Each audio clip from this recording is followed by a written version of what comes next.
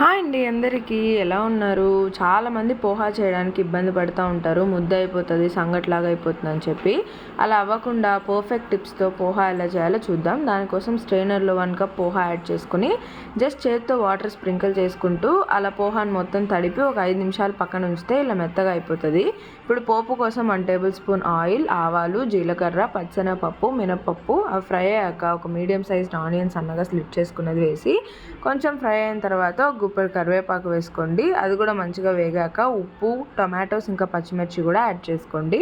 ఇందులో పచ్చిమిర్చి కారం మాత్రమే ఉంటుంది అనమాట. సో మీ స్పైసీనెస్కి తగినట్టు యాడ్ చేసుకోండి.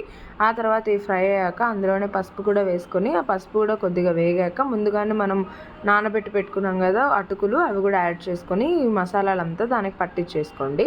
ఆ తర్వాత దించే ముందు పప్పుల పొడి వేసుకొని దించేస్తే ఎంతో టేస్టీ పోహా రెడీ అయిపోతుంది. పప్పుల పొడి రెసిపీ మన ఛానల్లో ఆల్రెడీ ఉంది.